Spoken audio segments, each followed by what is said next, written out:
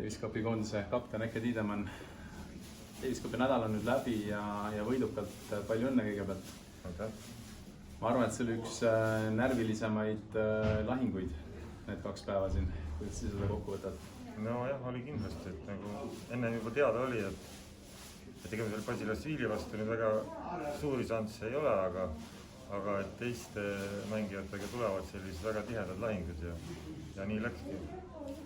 Ja noh, selles mõttes mängijate üle väga hea meel, et nad esiteks suutsid raskestest seisudest välja tulla, otsustavas setis võita ja seda Gruusias veel, mis ei ole väga lihtne.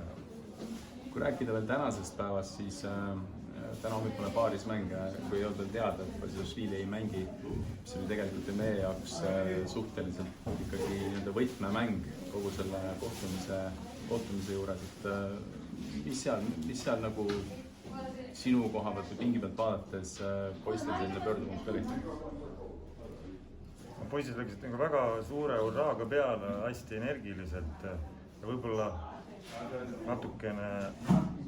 pingutusest alguses natuke üle ja vastased muidugi mängisid väga õnnestunult ka. Servi jooksis hästi ja kõik lahtised pallid kukkusid enne poole. Aga tõde on, et 2 seiti nii hästi ei ole võimalik lihtsalt mängida, et mingil hetkel peab see pööra sinna mängu tulema. Ja teise seiti keskel, kui nad ühe servi kätte said, siis läkski see mäng ikkagi natuke teisele poole. Ütle, kui palju mõjutas sinu poolt vaates Kristjani mängu tänane selline mängijavahetus vastaste poole pealt? Palju valmis mängima Basilashvili vastu, aga väljakule vastus hoopis teine mees. Ma arvan, et see esialgne plaan oli, ma arvan, et tal oli hea meel, et ta saab minna nii hea mängija vastu mängima. Ja eks me teame, et nagu ma enne ütlesin, et liiga suurt võidulootust seal ei ole, eks ta oleks läinud oma parimat andma. Aga nüüd toimus see mängijate vahetus, siis pigem võib-olla tekkis tal selline hoidukohustus ja mida nüüd ei olnudki väga lihtne kanda, aga tuli auga välja sellest.